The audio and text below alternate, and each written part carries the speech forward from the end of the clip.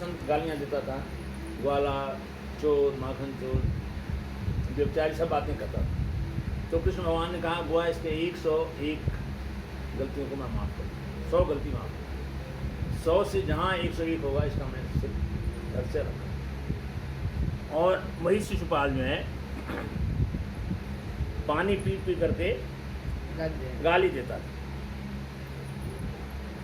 ये पानी पीकर गाली देना अशुभ मानते, नहीं करना चाहिए, नहीं करना चाहिए। तुम्हारे मौसेरे भाई, मौसी के लड़के थे, तुम्हारे मौसेरे भाई शिशुपाल और दंतवज दोनों ही भगवान विष्णु के प्रमुख पार्षद थे, परंतु ब्राह्मणों के हिसाब से इन दोनों को अपने पद से च्युत होना पड़ा था। एक दिन ब्रह्मा जी के मानस पुत्र सनकादि ऋषि बैकुंठ में जा पहुंचे। द्वारपाल जय विजय ने उनको भीतर जाने से रोका। उन्होंने द्वारपालों को श्राप दिया, आप पापमय असुरी योनियों में जाओ। महात्माओं ने कहा अच्छा, 3 जन्म के बाद श्राप को भोग कर बैकुंठ में आ जाना। पहले जन्म में दिति के दोनों पुत्र हिरण्यकश्यपु और हिरण्याक्ष हुए। दूसरे जन्म में विश्रवा मुनि के द्वारा कैकसी के गर्भ से रावण और कुंभकर्ण हुए। तीसरे जन्म में दोनों जय और विजय युधिष्ठिर की मौसी के पुत्र शिशुपाल और दंतवक्र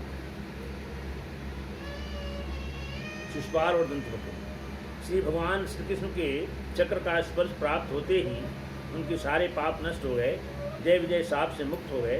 वैर भाव के कारण निरंतर भगवान श्री कृष्ण का चिंतन करते रहते थे, इस कारण भगवान मिले। तो भगवान को 2 प्रकार से याद किया जाता है, एक तो प्रेम से आराध्य समझ करके पूजा की जाती है, दूसरा वैर भाव से भगवान को लोग याद करते हैं। तो दुश्मन को भी आदमी हर समय याद रखता है, सोचता है इसको कैसे मारूं, कहीं वो मुझे मार न दे, तो ये भय लगा रहता है हर समय। तो वो रावण, कुंभकर्ण, कंस, हिरण्याकश्यप, ये वैर भाव से भगवान को याद किया। इनको भी गति भगवान, लेकिन इन्होंने बहुतों को सताया, बहुतों को मारा, कष्ट दिया, लेकिन भगवान से डरते रहे कहीं भगवान हमारा अंत न कर दें। अंततः भगवान ने ही उनका अंत किया, उनके पापों का नाश हुआ, क्षय हुआ, और वो भगवान की कृपा से भगवान को जो लोक को प्राप्त। हिरण्याक्ष का वध, हिरण्याकश्यप की माता कुछ यहाँ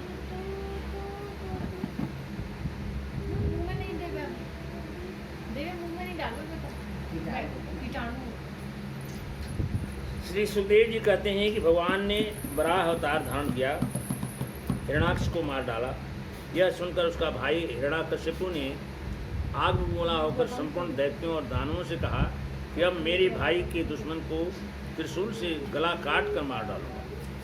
आप लोग पृथ्वी पर जाओ, तपस्या, यज्ञ, व्रत और शुभ कर्म करने वालों को मार डालो। दैत्यों और दानवों ने नगर, गांव, ऋषियों के आश्रम, अहीरों की बस्तियां आज जला डाली। देवता लोग स्वर्ग छोड़कर छिपकर पृथ्वी पर भजन करने लगे। हिरण्याकश्यपु ने अपने भतीजे को सांत्वना दी और उनकी माता रुषा भानु को अपनी माता दिति को समझाने के लिए समझाते हुए कहा कि अब हिरण्याक्ष के लिए शोक नहीं करना चाहिए। एक प्राचीन इतिहास के अनुसार मरे हुए मनुष्य के संबंधियों को की बात सुनाता हूँ, मरे हुए व्यक्ति के संबंधियों की बात सुनाता हूँ। बता रहे हैं उसी नगर देश में यशस्वी राजा था, उसका नाम सुयज्ञ था, जो लड़ाई में मारा गया। स्त्री अपने पति की लाश पकड़कर विलाप कर रही थी। चारों तरफ संबंधियों ने रोना पीटना मचा दिया। वहाँ यमराज बालक के वेश में आए और कहने लगे कि यह आत्मा जहाँ से आई थी वह किसी अन्य के गर्भ में चली। प्राण ही बोलने और सुनने वाला था, जो निकल गया। अब रोना धोना और शोक करना व्यर्थ है। पुत्र वधू के साथ दिति ने हिरण्याकश्यप की बात सुनकर पुत्र शोक त्याग दिया और चित्त को परमात्मा में लगा दिया। श्री सुखदेव जी कहते हैं कि हिरण्याकश्यप मंदराचल पर्वत की घाटी में चला गया। वहाँ जाकर दारुण तपस्या करना आरंभ किया। पैरों के अंगूठों के बल पर खड़ा होकर तपस्या करने लगा। बहुत दिन तपस्या करने के बाद उसके सिर से धुएं के साथ अग्नि निकलना आरंभ हो गई। इस तप से सब देवता लोग घबरा गए। इसका चप्पल है। नारद जी सब देवताओं के साथ लेकर ब्रह्मा जी के पास गए।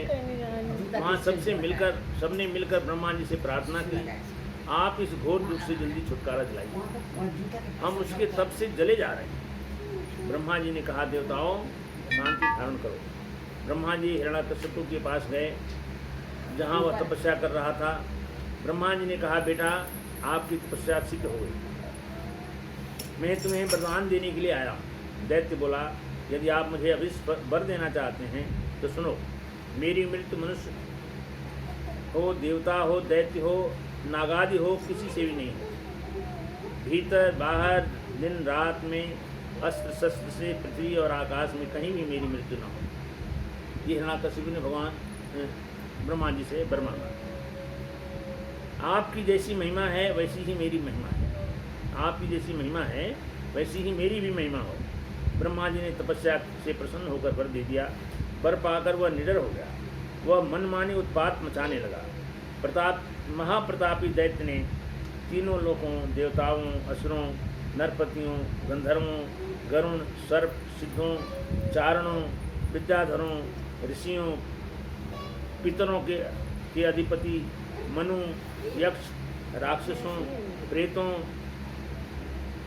भूपतियों आदि राजाओं को जीतकर बस में कर दिया। उसके अत्याचार की सीमा न रही। उसने लोक परलोक में अपनी धाक जमा दी। एक दिन आकाशवाणी हुई, श्रेष्ठ देवताओं, डरो मत, तुम्हारा कल्याण हो। इस दुष्ट दैत्य का पहले से पता था, इस दुष्ट का जल्दी छिपाया कर दूंगा। दैत्यराज हिरण्यकशिपु के 4 पुत्र थे। सबसे छोटे पुत्र का नाम प्रहलाद। जैसे भगवान के गुण अनंत हैं, वैसे ही प्रहलाद के गुणों की भी सीमा नहीं थी। वे बचपन से ही भगवान के ध्यान में लीन रहा करते थे। उन्हें ऐसा जान पड़ता था कि भगवान मुझे अपनी गोद में लेकर आलिंगन कर रहे हैं। जिन बेचारों का मन कुसंग के कारण दीनहीन हो रहा था, उन्हें भी बार बार शांति प्रदान करते रहते थे और कहते रहते थे कि भगवान सबका रक्षक है, भगवान में ध्यान लगाकर शांति प्राप्त करो। दैत्यों ने श्री शुक्राचार्य जी को अपना पुरोहित बनाया। उनके 2 पुत्र षंड और अमर थे। वे इसी पुरोहित के संग प्रहलाद को पढ़ाया करते थे। एक दिन हिरण्यकशिपु ने प्रहलाद से पूछा, तुम्हें कौन सी बात अच्छी लगती? सुनो, घर को छोड़कर वन में चला जाए और भगवान श्री हरि का ध्यान लगाकर उनकी शरण करे। प्रहलाद को गुरुजी धमकी देकर जो कुछ पढ़ाते, उस तरफ ध्यान न देकर वे भगवान की भक्ति की तरफ ध्यान देते थे। एक दिन हिरण्यकशिपु ने प्रहलाद सहित गुरुजी को बुलवाया और पूछा कि बेटा, इतने दिनों में गुरुजी ने कौन सा पाठ पढ़ाया है, वह बतलाओ। प्रहलाद ने कहा कि भगवान की भक्ति के 9 भेद हैं। सुनो, भगवान के गुण लीला का श्रवण, उन्हीं का कीर्तन, भगवान की पूजा अर्चना, वंदना, दास्य, सख्य, उनके रूप आदि का स्मरण, उनके चरणों की सेवा, आत्मनिवेदन, ये भेद हैं। जिनकी बुद्धि भगवान के चरण कमलों का स्पर्श कर लेती है, उनके जन्म मरण रूपी अनर्थ का सर्वदा नाश हो जाता है। प्रहलाद की बातें सुनकर के उनके पिता ने मारने का उपाय किया। मतवाले हाथियों से कुचलवाया, जहरीले सांपों से डसवाया, पहाड़ की चोटी से नीचे गिरवाया, विष पिलाया, खाना बंद कर दिया, दहकती हुई अग्नि में डलवाया, समुद्र से गिरवाया, परंतु प्रहलाद का बाल बांका नहीं। एक दिन प्रहलाद ने असुर बालकों को बुलाकर उनको उपदेश देना शुरू किया। मित्रों, इस संसार में मनुष्य जन्म बड़ा दुर्लभ है। तुम अपने दैत्यपन का, आसुरी संपत्ति का त्याग करके समस्त प्राणियों पर दया करो, दया किया करो, प्रेम से उनकी भलाई करो। किसी से भगवान प्रसन्न होते हैं। भगवान को प्राप्त करने के लिए सदा उनका स्मरण करो और भक्ति में थोड़ा समय देते रहने पर से मोक्ष पाने का रास्ता साफ हो जाता है। इसके द्वारा परमात्मा की प्राप्ति हो सकती है। बोली वृंदावन बिहारी लाल की जय। अच्युतं केशवं राम नारायणं कृष्ण दामोदरं वासुदेव हरिं श्रीधरं माधव गोपिका वल्लभं जानकी नायकं रामचन्द्रं भजे अच्युतं केशवं राम नारायणं माधवं श्रीधरं राधिका राधिकम् इंदिरामन्दिरं चेतसा सुन्दरं देवकी नन्दनं नन्दनं तन्दने ओ विष्णवे शम्भिने चक्रिणे रुक्मिणी रागिणे जानकी जानकी वल्लभी वल्लभाय श्रीरत्नमणे कंसविन्वंसने वंशिने ते नमः कृष्ण गोविन्द हे राम नारायण श्रीमते वासुदेवाय कृष्णदे अच्युतानंत हे द्वारकानायक द्रौपदी रक्षक राक्षस शोभित सीतया शोभित दंडकारण्य भूपुण्यका कारण लक्ष्मणेनावितो वानरे सेवितो अगस्तं कुञ्जितो राघव पातु मां धेनुकारिष्ठको निष्ठत्वान् वंशिका वादका धेनुकारिष्ठको निष्ठ द्वेषीणां केशिहा कंसवंशिका वादकं पूतना कोपकसूरजाखेलनु बालगोपालक पातु मां सर्वदा विद्युदोत्तवान् प्रस्फुरद्वाससं प्राविडम्बो वदत् प्रोल्लसद्विग्रहं वन्यया मालया शोभितो रस्थलं लोहिताद्रिङ्क्तूयं वारिजाक्षं भजे कुञ्जितकुन्तले प्राञ्जिमानाननं रत्नमौलिलसं लसत्कुण्डलं दण्डयोहारकेयूरकं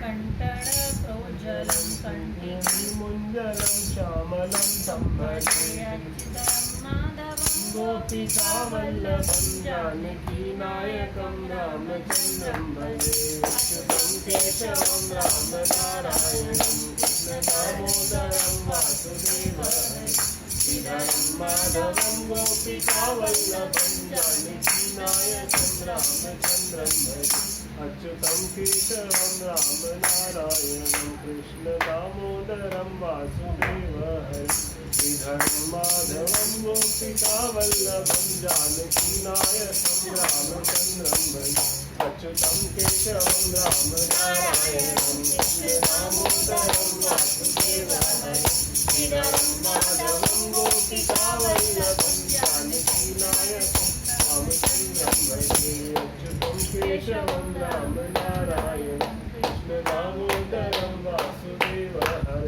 श्रीधरं माधवं गोपिका वल्लभं जानकी नायकं रामचन्द्रं भजे अच्युतं केशवं राम नारायणं कृष्ण दामोदरं वासुदेवं श्रीधरं माधवं गोपिका वल्लभं जानकी नायकं रामचन्द्रं भजे अच्युतं केशवं राम नारायणं कृष्ण दामोदरं वासुदेवं श्रीधरं माधवं गोपिका वल्लभं जानकी नायकं रामचन्द्रं भजे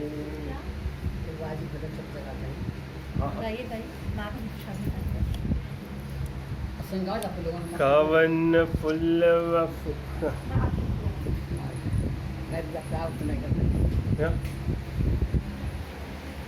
दीनती करत राजा राम लताना घर माहे नाथिरो दीनती करत राजा राम लताना घर माहे नाथिरो पिता दशरथ जी प्राणत जतुऐ माता कौशल्या जहर लिए तार पिता दशरथ जी प्राणत जतुऐ माता कौशल्या जहर लिए तार भरत जी होई है बेहाल लताना घर माहे ना पिरो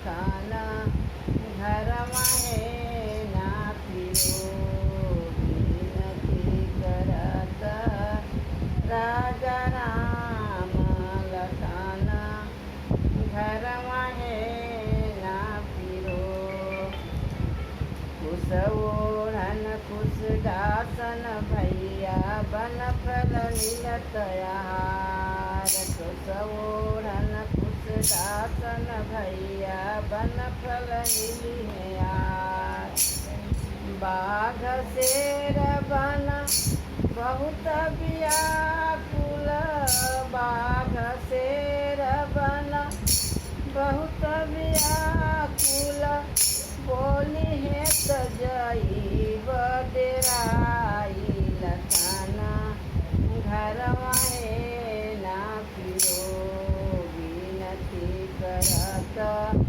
राजा राम लखन घर माहे ना पिरो विनती करत राजा राम लखन घर माहे ना पिरो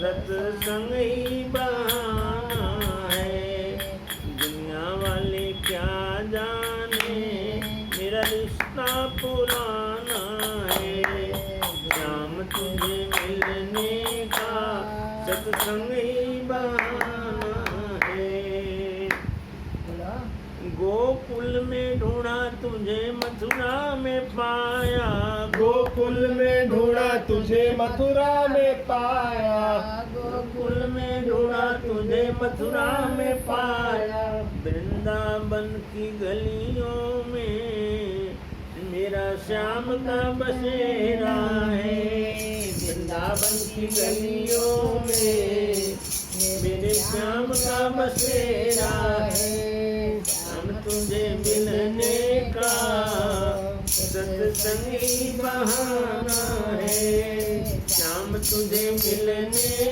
का सत्संग ही बहाना है गंगा में ढूंढा तुझे यमुना में पाया गंगा में ढूंढा तुझे यमुना में पाया सागर की लहरों में मेरे श्याम का बसेरा है सागर की लहरों में मेरे श्याम का बसेरा है श्याम तुझे मिलने का सत्संग ही बहाना है दुनिया वाले क्या जाने मेरा रिश्ता पुराना है तारों को ढूंढा तू सूरज में ढूंढा तूने चांद में पाया सूरज में ढूंढा तूने गंगा में पाया तारों के टिम टिम में मेरे श्याम का बसेरा है तारों के टिम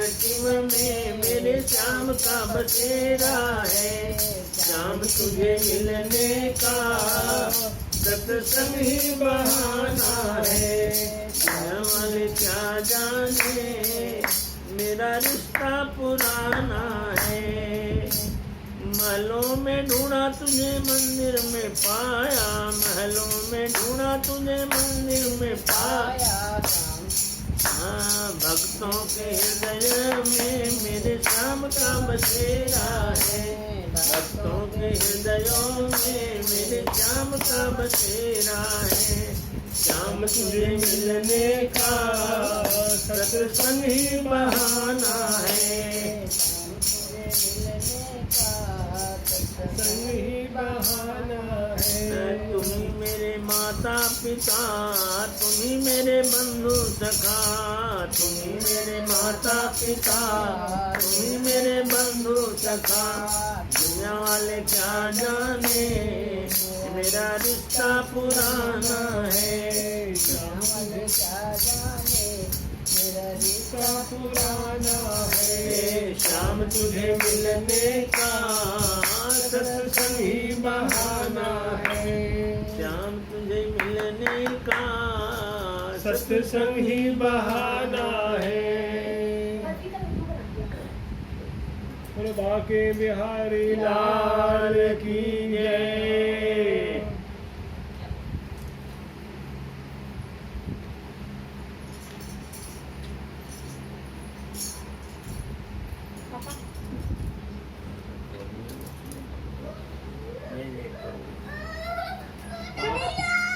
काट दिया क्या? काट दिया? देखो रबड़ कहाँ काटा? नहीं भाई, देखो तो लगा दो। अच्छा तैयार तो है, देखा मैंने। तो तैयार तो है। हाँ रबड़ थोड़ा सा रबड़ लगा दो। विक्स सरसों बीच लगा दो।